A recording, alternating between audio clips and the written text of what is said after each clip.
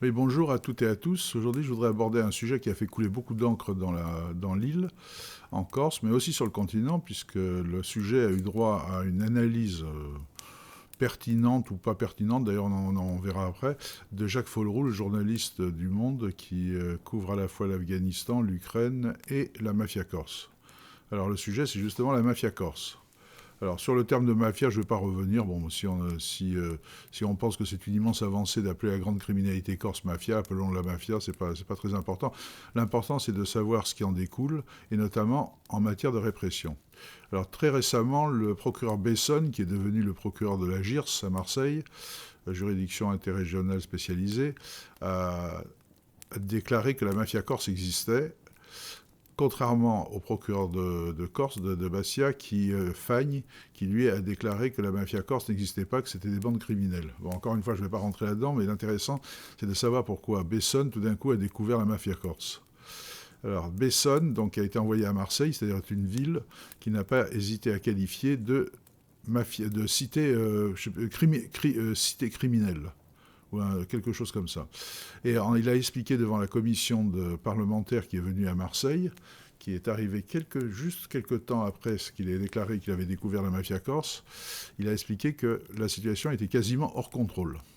Donc on a la relation entre ça, entre l'emploi du terme mafia, la situation à Marseille, et d'autre part, l'analyse de Jacques Follroux, qui est quand même le canal habituel à la fois de la magistrature et de la police pour le monde.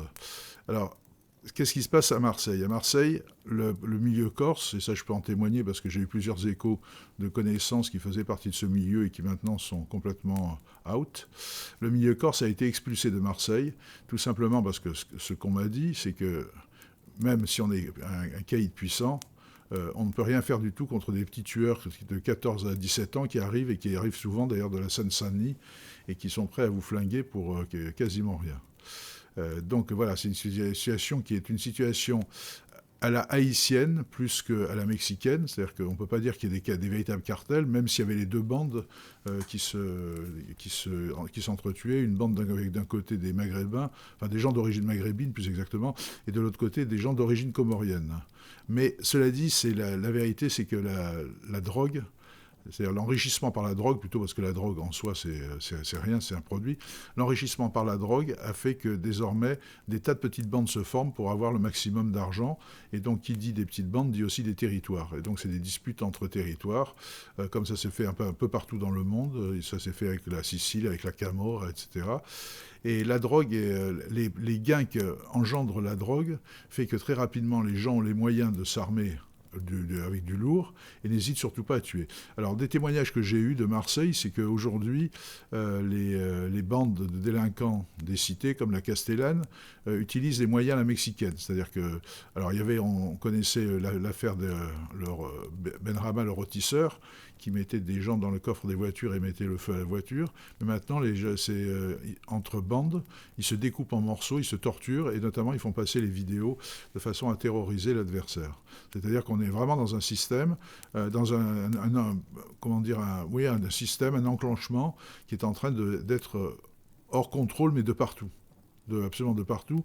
C'est-à-dire que ce qui est décrit dans Le Monde, par exemple, c'est que les chefs sont à Dubaï, sont dans les Émirats, roulent sur l'or et donnent des ordres à des bandes, des gamins, c'est des gamins, parce que c'est moins de 20 ans en général, des gamins qui, eux, dealent, contrôlent des cités, interdisent par exemple le passage de voitures dans certaines cités, interdisent évidemment aux policiers, interdisent aux services publics, et terrorisent une population, parce que les premières victimes, c'est quand même les populations de ces quartiers qui n'ont plus droit à rien du tout.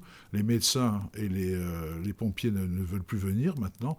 Et donc il est vrai qu'on a des territoires qui sont des territoires confisqués à la République, à la France comme on veut, mais des territoires confisqués, et ce qui pose un véritable problème à la fois démocratique et en même temps un problème de sécurité. Bon, d'autant qu'on sait que l'État est un organisme alors qu'on appelle remontant, c'est-à-dire qu'en fait, tant qu'il n'y a pas de véritable problème, l'État n'intervient pas. Il faut qu'il y ait des problèmes à la base, c'est-à-dire des manifestations, des émeutes, ou quelque chose qui mette en danger le représentant du parti majoritaire aux élections pour que l'État intervienne. C'est comme ça, on l'avait vu pour la Corse. Gérald Darmanin a prononcé le mot d'autonomie qu'après les manifestations très violentes qui ont eu lieu après l'agression mortelle contre Ivan Colonne. Bon. Donc cette histoire de mafia, une mafia, on ne sait pas très bien ce que ça veut dire. Est-ce que ça veut dire un groupe criminel, auquel cas en Corse, la mafia a toujours existé, puisque les archives criminelles de Gênes démontrent qu'il y a toujours eu des bandes, encore que le terme de bandit à l'époque ne voulait pas dire grand-chose, puisque en fait ça vient de banni, c'est-à-dire qu'ils se retrouvent au banc d'eux. Mais il y a eu des bandes, et surtout on s'aperçoit que quand il commence à y avoir des lois, il y a des interventions en Corse sur la question du jury, c'est-à-dire que sur les jurys d'assises, il y a des pressions très fortes.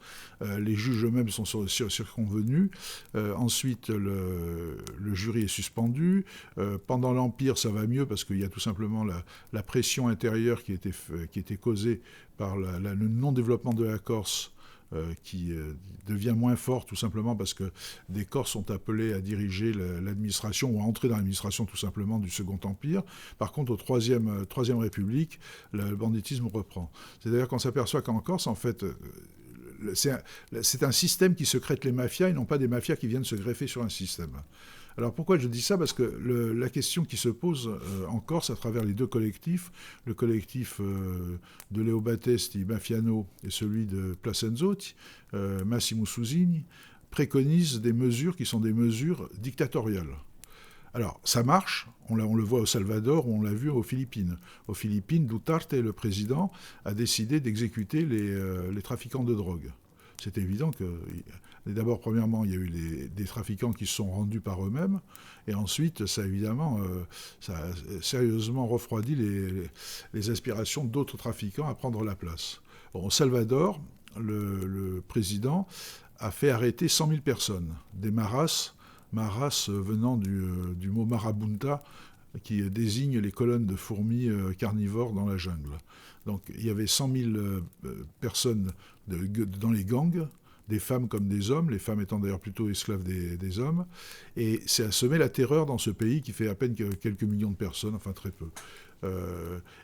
Donc ils ont arrêté 100 000 personnes au détriment des libertés publiques, puisque souvent les personnes étaient arrêtées, n'avaient pas droit à avoir un avocat, et ils ont construit une prison de 40 000 personnes, où les avocats et les juges sont interdits. C'est une espèce de monde un peu kafkaïen entièrement.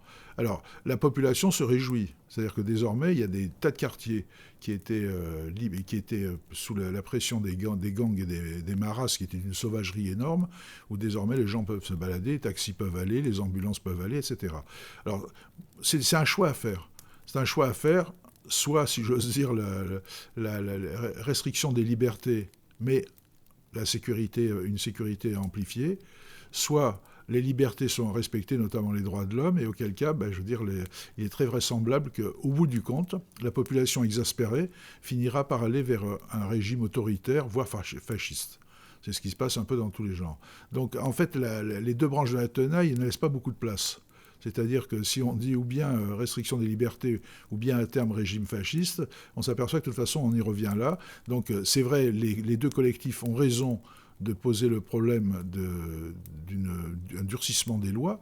Non pas, alors eux, ils parlent d'un délit mafieux comme en Italie, ce qui est complètement absurde parce que je ferai quand même remarquer que les deux collectifs en question ont été formés par deux anciens du FLNC et que si les lois italiennes avaient été appliquées en Corse, ils seraient en prison à perpétuité, tous les deux. Voire avec une partie de leur famille, et que donc c'est pas une solution. D'autre part, les lois italiennes sont extrêmement dures, mais ne ralentissent absolument pas la mafia. C'est-à-dire qu'on s'aperçoit que les mafias, c'était le phénomène qu'on avait étudié quand il y a eu ce qu'on appelait le sac de Palerme. C'est-à-dire que quand la mafia sicilienne s'est enrichie grâce à la drogue, a mis l'argent de la drogue dans le béton, et ils ont rasé des palais qui étaient séculaires, pour implanter des immeubles. Donc ça s'est appelé le sac de Palerme. Et on s'est aperçu que là, en fait, le phénomène mafieux, qui était un phénomène, la mafia des campagnes était un phénomène assez lent, tout d'un coup s'est accéléré à toute vitesse. Et qui dit accéléré, dit règlement de compte. Et règlement de compte, donc énormément de morts. Bon. Et donc la difficulté qu'il y a, c'est que c'est évident qu'en Corse, on est face à un problème qui est un problème qui pour l'instant n'est pas un problème mortel. Enfin, il n'est pas mortel, il y a des morts, mais enfin relativement peu quand même, mais qui en tout cas peut mener à un pourrissement de la situation et notamment à une corruption totale dans l'administration. Alors quoi faire? Je dois dire que j'hésite entre les différentes solutions qui sont proposées soit par les collectifs. Bon, la Ligue des droits de l'homme est d'ailleurs très absente dans cette affaire-là parce qu'elle est aussi prise dans une contradiction terrible. Et je ne sais pas.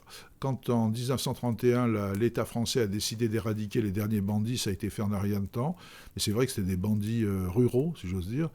Joseph Bartoli, Caviglioli, tout ça, étaient des gens qui étaient dans leur petit territoire de montagne. Et aujourd'hui, tout est différent.